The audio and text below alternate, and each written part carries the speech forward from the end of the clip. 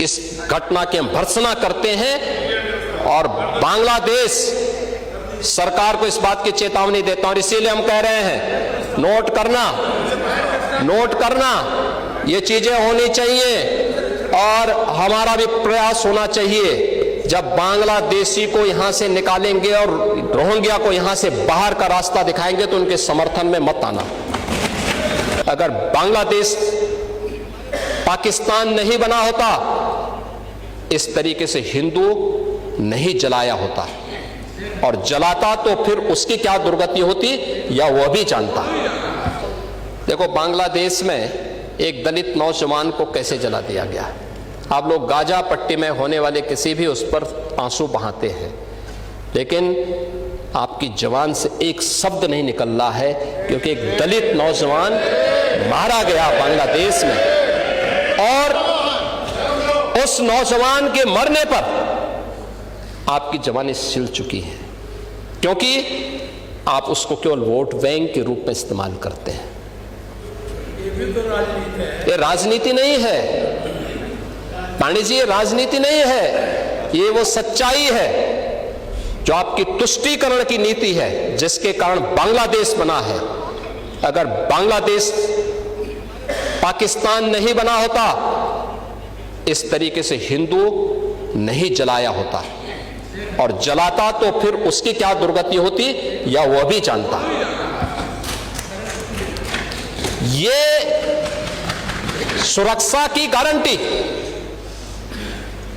वहां मारे जा रहे हैं हिंदू, आप लोग नहीं बोलेंगे। एक कैंडल मार्च निकाल के चलते हैं गांजा के मुद्दे को लेकर के, लेकिन पाकिस्तान और बांग्लादेश में हिंदू मारा जाता है तो आपके मुंह बंद हो जाते हैं, क्योंकि मरने वाला हिंदू है, दलित है, आप बोलेंगे नहीं। और यही सच्चाई है।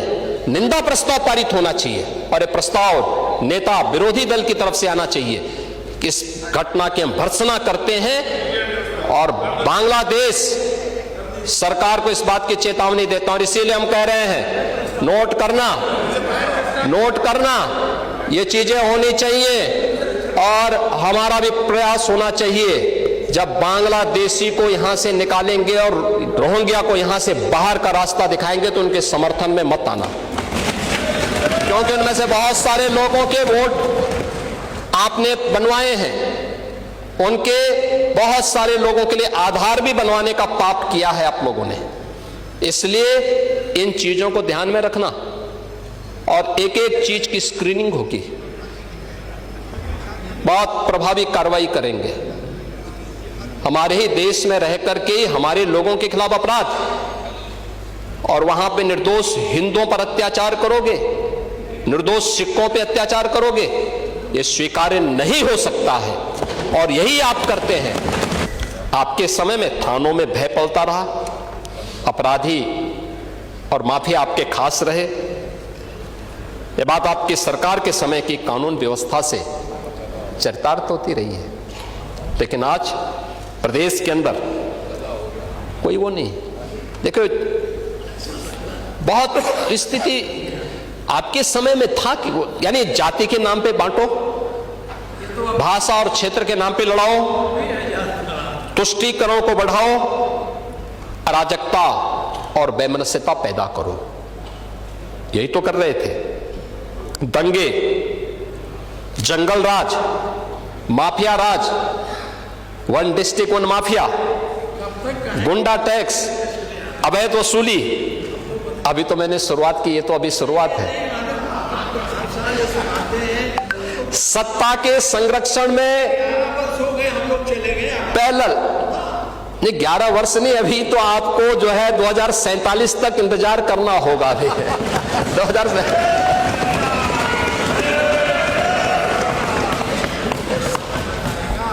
चाहे जो कहिए। आज यानी उस समय हरेक तबके में असुरक्षा का वातावरण था। प्रदेश की छवि अराजकता की थी और स्थिरता की थी, और आज रूल ऑफ लॉ आज यूपी के अंदर है। कोई सांप्रदायिक दंगा नहीं है। दंगाई ओह, दंगा कैसे होता और दंगाई का उपचार कैसे होना है। हाँ हाँ, तो बरेली के मौलाना से पूछ लो। अब यहां न कर्फ्यू है न दंगा है, अब यूपी में सब चंगा है। यह है नया यूपी। महोदय, हम लोगों ने पुलिस की अवस्थापना, यानी अगर भर्ती की है, उनकी ट्रेनिंग अच्छी की है, तो उनकी अवस्थापना सुविधाओं को बढ़ाया है। अब खपरेल के बैरक नहीं है, आप किसी भी जिले में जाएंगे जो सबसे हाई राइज बिल्डिंग होगी वो यूपी पुलिस की कार्मिकों के लिए बैरक होंगे। आखिर वो सभी नौजवान तो यूपी के अंदर के ही रहने वाले हैं, किसी न किसी के परिवार के होंगे सदस्य। ये मानवीय संवेदना का भाव पहले था, आज नहीं है। आज उनके साथ वही सद्भाव के साथ, सम्मान के साथ सरकार व्यवहार करती है। सरकार ने रिफॉर्म के पहली बार यूपी में पुलिस कमिश्नरेट सिस्टम लागू हुआ है। 7 जिले आज उससे पूरी तरह आगे बढ़ चुके हैं। मॉडर्न पुलिसिंग, साइबर थाना और फॉरेंसिक इंस्टीट्यूट, ये आज यूपी की पहचान बन रही है।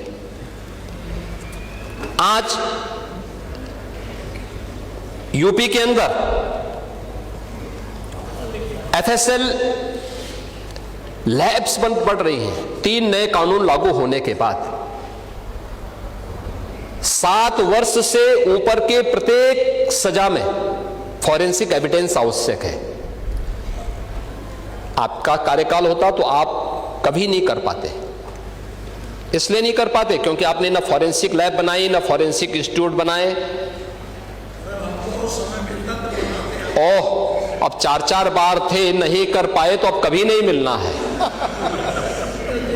अब नहीं मिलना है। चलिए, ईश्वर करें आप स्वस्थ रहें ये सब देखने के लिए, आप स्वस्थ रहें देखने के लिए कि फिर से सपा को उधर बैठना पड़ेगा और सपा को बैठना ही नहीं पड़ेगा, उस लायक भी रहती है कि मुख्य प्रतिपक्षी दल बना रहता है कि नहीं रहता है, ये इसमें मुझे संदेह लगता है। लेकिन आज यूपी के अंदर 12 एफएसएल लैब ये बी ग्रेड की बन चुकी हैं, 6 अन्य एफएसएल लैब्स बन रही हैं। हर जिले में 2 फॉरेंसिक वैन हम उपलब्ध करवा चुके हैं एविडेंस कलेक्ट करने के लिए, और इस पर कार्य हो रहा है। सेफ सिटी के लक्ष्य को हमने प्राप्त किया है, इस पर कार्य हुआ है। UP SSF special security force 6 वाहिनियों का गठन हो चुका है।